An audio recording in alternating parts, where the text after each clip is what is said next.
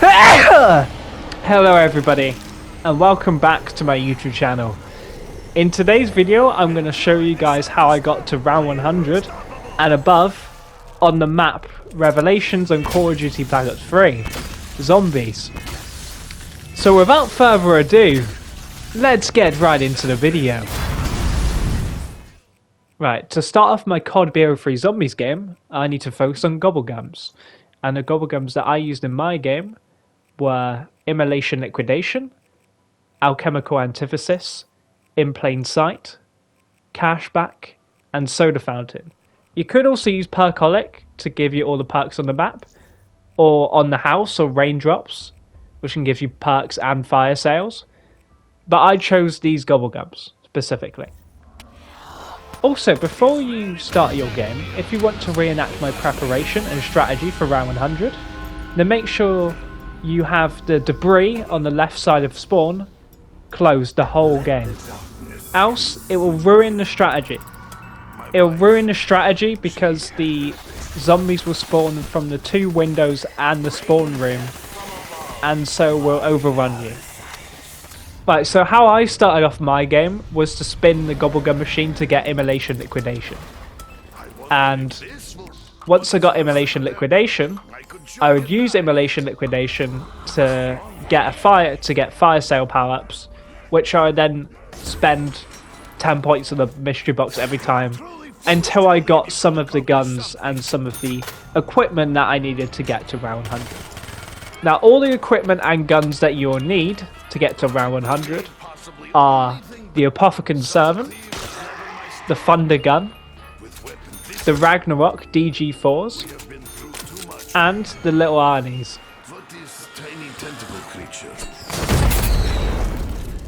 For anyone who doesn't know this map too well, there's these corruption engines you can interact with, which are like these little turret-looking things, which will start a ritual-like procedure which will last for about 20 seconds against these terrifying little creatures.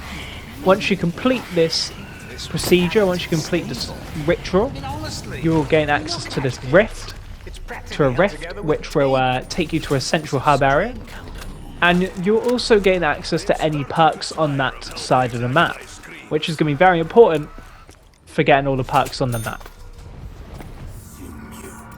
Speaking of perks, because I had the Soda Fountain Gobblegum, I was able to obtain an additional perk for every perk that I bought, and so I was able to get all the perks on the map. Now, not every perk comes in the form of a perk machine on this map. There's at least one that I know of, Electric Cherry, for example, that is not a perk machine on this map, and you can only get it through hitting the Wonderfist machine. Additionally, if you don't have Perkaholic, or Soda Fountain, or many on the houses on you, or Raindrops, to get additional perks, then the 4 perks that I would recommend for the strategy that I'm going to be doing is Jug, Quick Revive, Widow's Wine, and Speed Cola. Like I said before, once you interact with all corruption engines on the map and go through all the rituals, you will obtain power and access to the perks on that specific side of the map, except for at the start when you can get Quick Revive without needing to interact with the corruption engine. Now it's time to focus on the shield, which is another equipment that you will need to obtain parts for, which will be key to survival in your game. Now, the 3 parts in order to obtain the shield are at the Gravity Room in Der Eisendrache, Verrückt, and at the entrance to Origins. Nikolai's starting to like treasure hunt puzzle. Only a little bit though. Once you have all 3 shield parts, you will need to go to the central hub area on the map, which is where the rifts are, where the corruption engines are. When you go through the rift, you'll be taken to Nacht der Untoten, and there will be a crafting table in Nacht der Untoten, where you'll be able to craft a shield. Additionally, to get Pack-a-Punch on this map, which would be important for upgrading the Apothicon Servant and the Thunder Gun, you are going to need to have all corruption engines activated and all rituals done. And then you'll need to wait for an Apothicon to go by in Nakdur and Toten, and then as it's going by you need to electrocute it with the kind of control panel thing. It is unwise to surround Russian. After you electrocute the Apothicon, there will be a part of the map that will open up which you wouldn't have been able to access before. And so go down the stairs to there, and then you will be able to go into the Apothecon's mouth if you go close to the Apothicon. And then once you go into the Apothecon's mouth, there will be these 3 blobs next to like its heart, which you can shoot, and that will free the Pack-a-Punch machine, which you'll then be able to Pack-a-Punch your guns with. Sweet ass. The final part of the preparation process lies with being able to upgrade the Apothicon Servant. Now, you cannot upgrade the Apothicon Servant on its own with the normal Pack-a-Punch machine. You need to upgrade the Pack-a-Punch machine, and in order to do this, you are going to need to find these blue rocks in the sky, which are pretty small and can be difficult to find and look at in the sky because of how colourful the skybox is.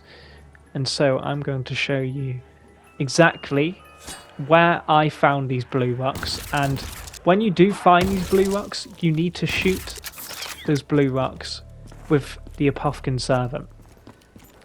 This is quite a challenge in itself, and so if you have zombies next to you, I would recommend, if you have little Arnies already, or if you have Ragnarok DG4s, I would recommend using any one of them in order to get the zombies off of you and make sure that the zombies are not attacking you, else you could get knocked down and you can lose a life. Or if you have no quick revive, you could end up dying and the game will end. And so make sure that doesn't happen.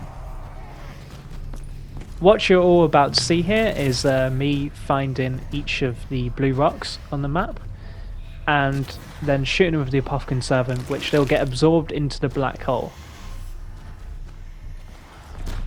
It's cold. I feel the hairs bristling on the back of my neck. Perhaps I search area for more ammo. No, it will take too long. Always.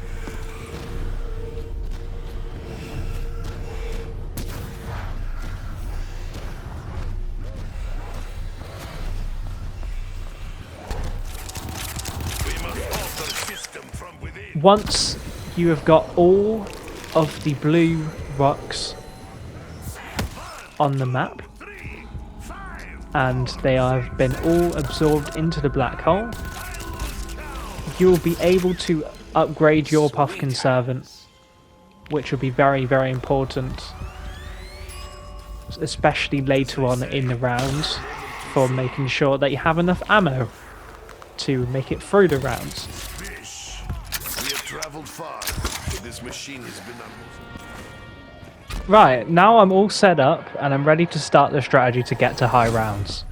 And where you'll go to start the strategy is you'll have to go through the Mob of the Dead Prism, which is accessible through one of the teleporters towards the end of the Verrucht building, or via Rift at the central hub in Nakdur and Toten. And then once you are at Mob of the Dead, if you move upwards across the prison, you'll reach Origins, where if you move forwards towards the end of the Origins dig site, you will find a teleporter which you can go to, which will take you to the other side of the debris closed in the spawn area. The high round strategy for this map basically is to use the Apothicon Servant, and then once you have enough charge in your Ragnaroks to actually use them, you use your Ragnaroks, you jump around in your Ragnaroks killing all the zombies, and then when the Ragnaroks run out of charge, you then use an Apothicon Servant shot. When a Margret or a Panzer Soldat spawns, you use a little Arnie to distract all the zombies and the bosses, and then you use the Thunder Gun to take out the Panzer or the Margret, whichever one spawns in. And for max ammo rounds, if you have ammo on your Apothicon Servant or Thunder Gun, then use those guns to end that round and then get a max ammo.